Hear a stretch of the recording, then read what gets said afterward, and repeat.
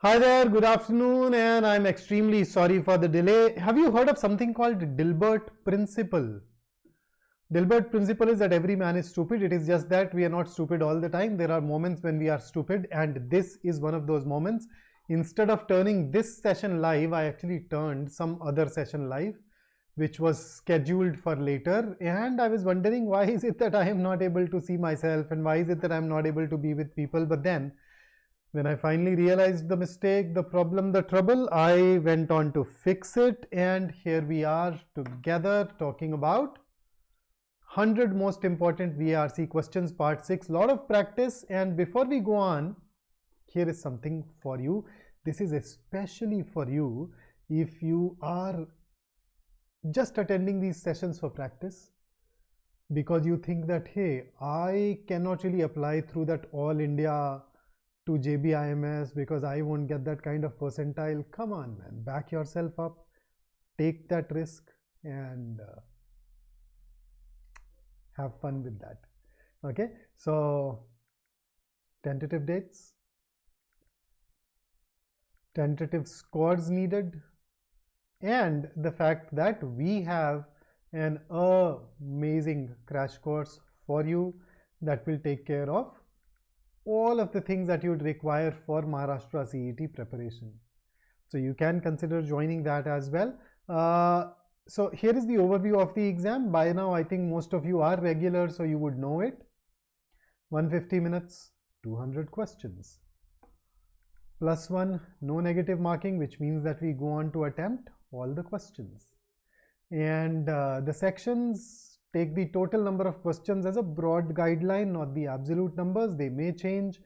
In fact, last year there was a particular slot where the sections were not even delineated. They were not even separate. So you had a couple of passages, then a couple of quant questions, all that, reasoning questions. So be ready for all of those scenarios when it comes to Maharashtra CET. And within VARC, these are the broad areas that we get. Right? And I have been taking dedicated sessions for these areas as well. You know, there is this parallel series that we are running. In fact, I'd have the next session of that series tomorrow. That will also be part 6 actually, where I will focus on vocabulary based questions with a special emphasis on idioms and phrasal verbs. Okay, so you can join me for that as well and benefit. This session basically exposes you to everything. So let's start. Here is your first passage. Priyanshi, yeah, I have not checked it this morning. It's entirely possible when it comes to Maharashtra CET. I will not be surprised. Okay? I won't be surprised. Last year it happened some 3 times. In fact, even this year, the last date for application has already been rejigged twice. So it went from 31st to 6th and then from 6th to 12th. Anyhow, coming back to the question, while you're reading it, I can probably ask my team to pitch in if they are around. Okay, so here you go. First couple of paragraphs of the passage.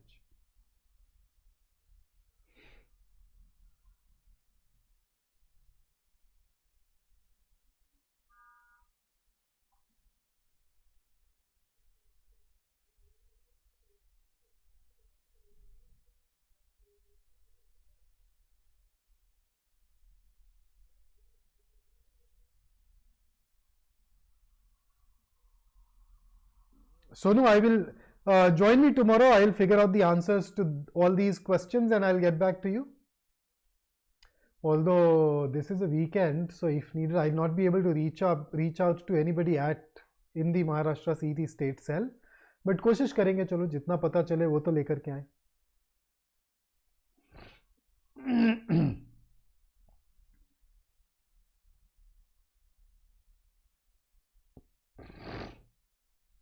Okay, next.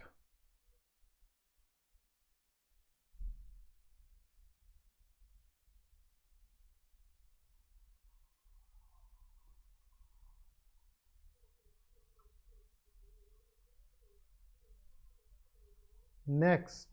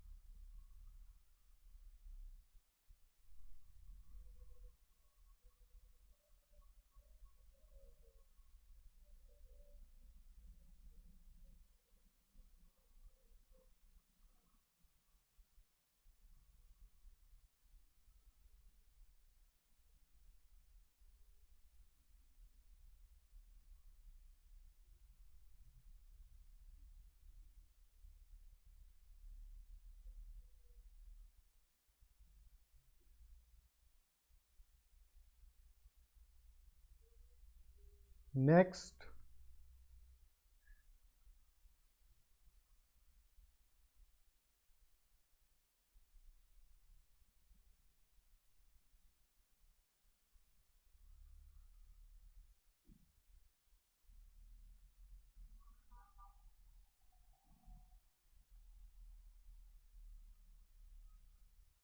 Next.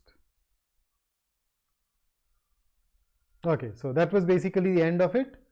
Here are the questions. So which of the following can be inferred from the passage?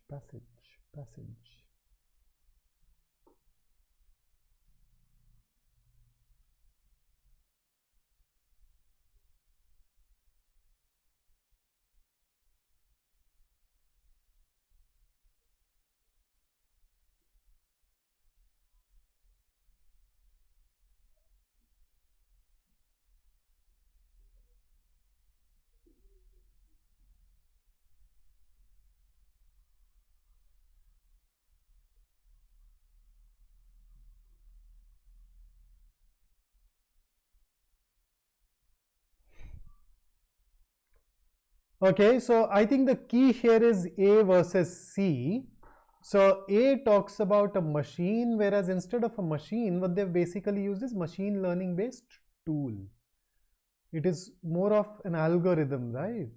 It's more of a tool than an absolute actual machine, and that is why C is preferred over A. Look at B. Have they developed a study? They conducted a study over various patients using fMRI, and that helped us come up with the tool. So they've developed a machine learning based tool, not a study. So B can also be, as a result, eliminated, and that is why C is our best answer. And here is your next question.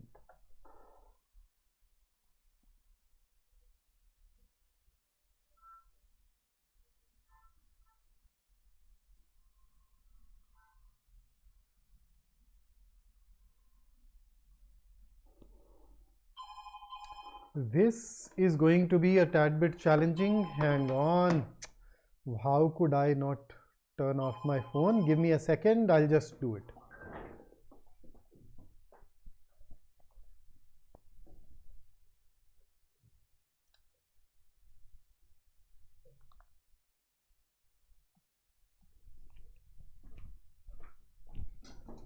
Baapre. This is a nuisance on certain days, on certain moments. Yeah.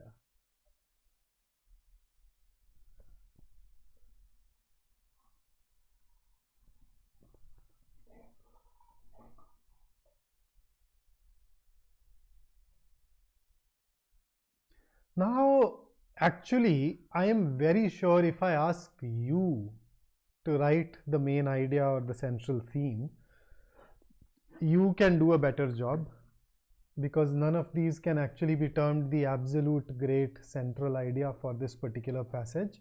However, the best answer choice is B, which I think all of you have gone on to choose. Somebody's also chosen E. Let's see, Aditya, the central idea of the passage is that a new method, or if I were to collate it, I would say that researchers have developed a method which is very useful to measure brain activity and accordingly is able to help us with diagnosing schizophrenia. Right? That's the central idea. So E just tells you about schizophrenia and why it is difficult to diagnose. The passage actually talks about the fact that, hey, researchers have done something that makes it easy, and that is where B very easily scores over E. Okay, here is the next one.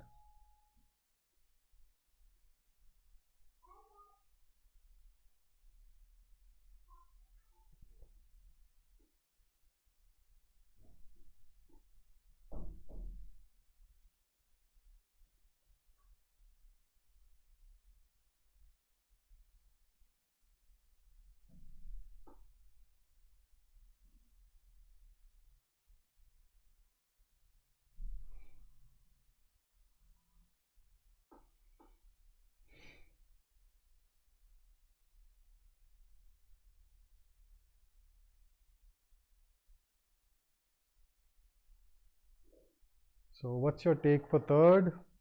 Ooh. So Aditya, third time lucky. Yeah. First was a tough call, yeah. I can understand getting first wrong. The third, you're absolutely spot on. The correct answer is B. That is the only bit which is true. Since you guys have already managed to rule out the rest, that saves me the trouble. Okay, Aviraj did not include. If you refer to the passage, all of these things were included. So this is false. We are looking for something that is true. Okay, here is the next one.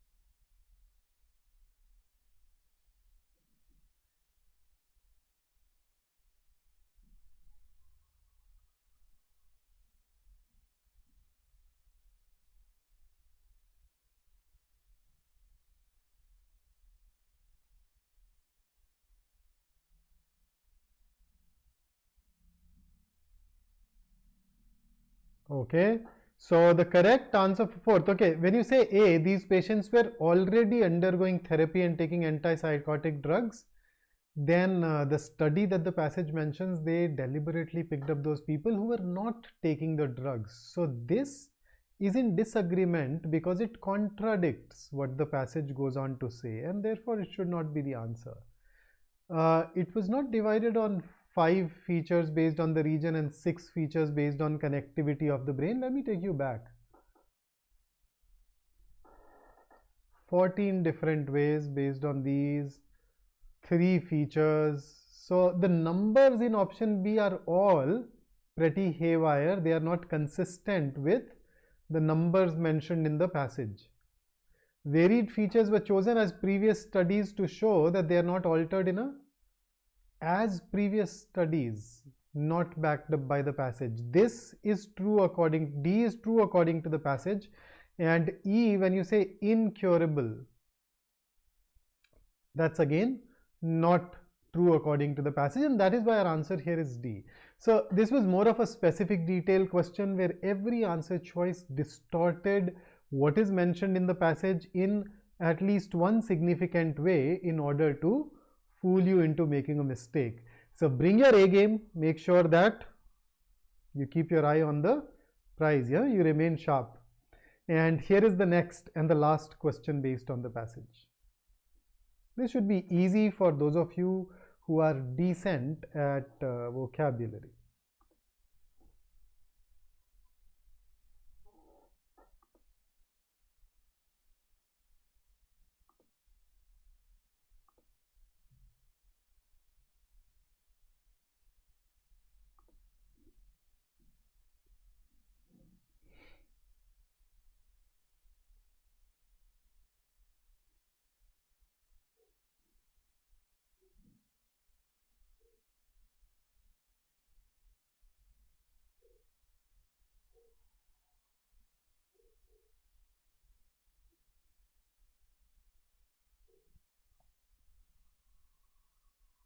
So in this case, anything, so for example, if you say a debilitating illness, it is an illness that renders you weak, and therefore A is the right answer. So that's for your passage. With that, let's dive into the next set of 3 questions where I will test you on grammar.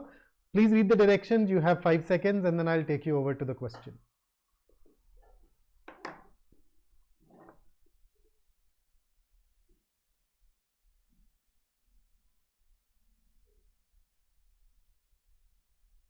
Okay, so here you go. Your first question is on the screen and the timer is ticking now.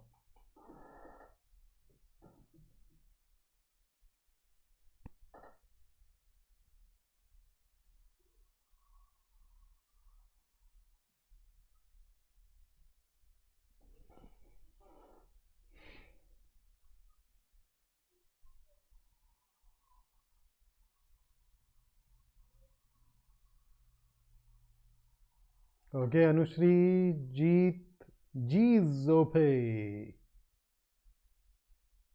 Breathe. Excellent, guys. The correct answer is B. Revenue is uncountable. So you cannot use fewer with uncountable nouns, though you can use something like less. So instead of fewer, we needed less, and that is why the answer is option B. Here is the next question for you. Go ahead and give this a shot. No, Aditya, not few. Few would also be wrong. We use it for countable nouns. Less.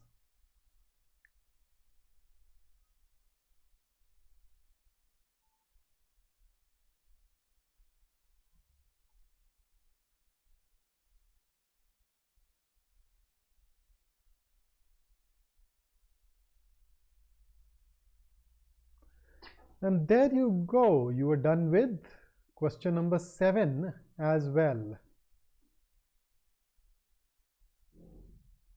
And the correct answer for question number 7 is E. Nothing wrong here. The catch here was that some of us may look at jury and would think, is were okay? Should it not be was? No. When it comes to a collective noun, if the different members of that collective noun are referred to as individuals, okay, if they are acting in the capacity of an individual as opposed to being a member of that group, then even the base form of the collective noun is treated as plural. So of course a jury has different individuals, and all those different individuals at the end of the day when they go home, they'd go to their respective homes, to their respective families, and that is why this entire sentence is fine. Aditya, if I say I go to my family each day, does it make sense? So we just pluralizing it. They go to their families each day at the end of the day. Absolutely okay. Sonu, each here is not a part of the subject. It is a part of the adverb. So adverbs won't really have any impact on subject-verb agreement. Nikhil, study, work on different areas, become better at different areas. Grammar, vocab, RC, parajumbles, fill in the blanks. Okay, here is the next one.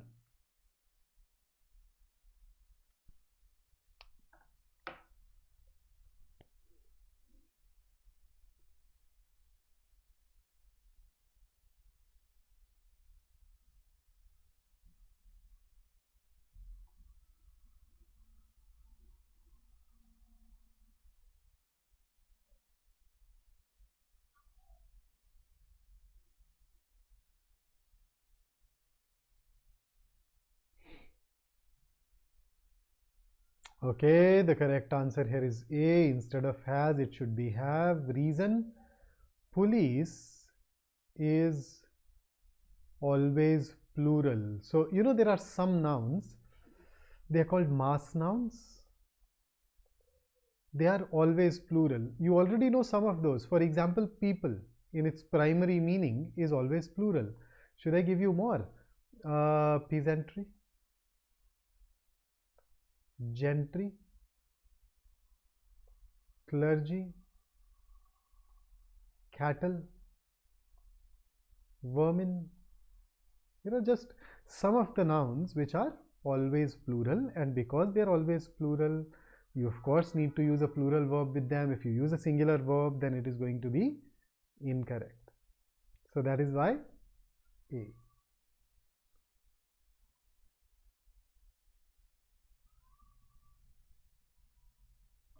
Harshit, had will make it past perfect tense, right? Had recovered. When do we use past perfect tense? When we are talking about two completed actions in the past. This sentence does not even have two completed actions, and therefore if you change it to had, that will still be incorrect.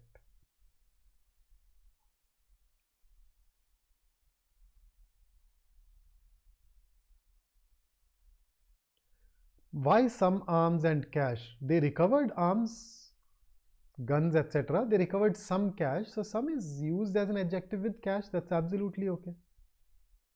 Nothing wrong with it. Some cash and cannabis, that's fine. Okay, so 3 simpler ones, and here is the next set of 2 questions. You get a word. The word will be followed by 5 options. In each option, you'll get a pair of words.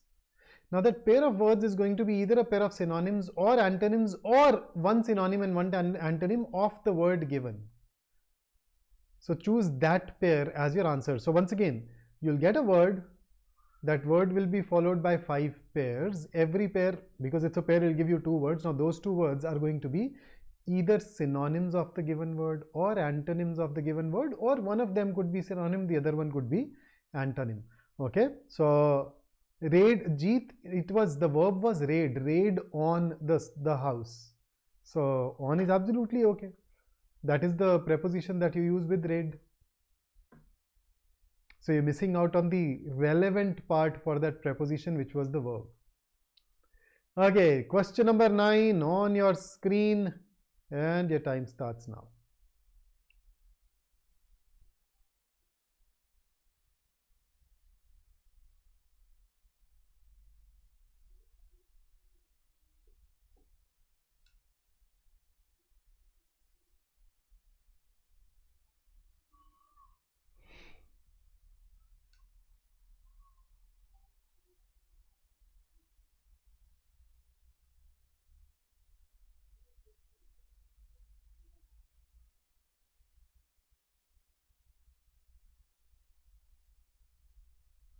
Okay, so the right answer for question number 9 is option D. Let's look at meanings. If somebody is woebegone, then the person is sad or miserable in appearance. And if you look at D, melancholy is sadness, and ebullient is when you're very enthusiastic, very positive, upbeat, cheerful, full of energy. So melancholy is a synonym, ebullient is an antonym. Now if I look at option A, in option A, the first part, doleful is full of sorrow. That is a synonym, but outcast is not related to the word. Similarly, if I look at B, the first word is a synonym. Wretched is in a very unhappy state of affairs, but the second word won't work. In C, both the words are not related to woebegone. Contemptible is something which is despicable, something which should not be done. No? Servile is somebody who is acting like a servant, too willing to please others. And in E, dolorous can be thought of as a synonym. Dolorous is once again somebody who is in great sorrow or distress. But drab basically means dull and boring, which is not connected with woebegone. And that is why I think we'd pick up D, where melancholy is a synonym, ebullient is an antonym, which was not the case in any of the other ones. Okay, so mostly vocabulary, right? Here is the next question of the same variety on the screen. Go ahead.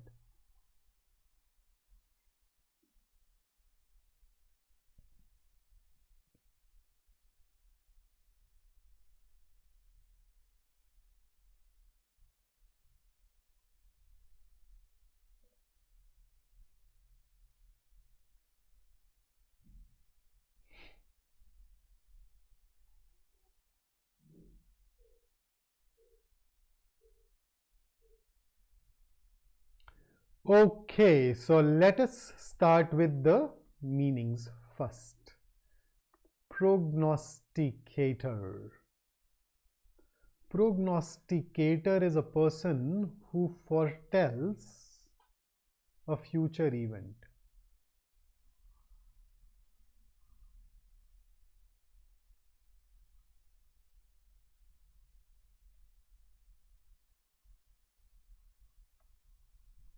Somebody would predict future, would prophesy some future event. So let us start with A, apparatchik. I doubt if you've used or heard this word a lot, but apparatchik is a member of the Communist Party apparatus. Old word, comes from Russia, comes from China. So a member of the Communist Party. Employee, I don't need to tell you. So neither of these two words are connected with prognosticator either as synonyms or as antonyms. Let's rule it out. What do you understand by floater? Floater is a person who frequently changes, a person who frequently changes his occupation, or a person who would frequently change his place of residence. You typically call that person a floater. So is that a synonym or an antonym of prognosticator? No. So I think the answer can be ruled out at this level itself. Incumbent is somebody who is currently in power, somebody who is currently holding office. Okay, then C, clairvoyant. Clairvoyant is a person who has this supernatural ability to perceive events in the future, or perceive events that are happening elsewhere and that could not be perceived through your conventional senses. So such people are called clairvoyants. So this definitely is a synonym of prognosticator. Okay, then the next one is haruspex. Haruspex is a fairly old word. So in ancient Rome, you had these religious officials, so kind of priests, who would interpret omens by inspecting the entrails of sacrificed animals. So they will predict using the entrails of the sacrificed animals. And in case you're not sure of what entrails means, entrails is the intestines and the organs of an animal or a person when they are outside of that animal or that person's body. So sacrificed animals, their organs, intestines come out, they look at their arrangement and predict. So this is also a synonym.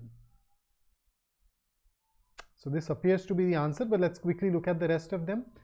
Journeyman. Who's a journeyman? A worker or a sports player who is reliable, but is not outstanding.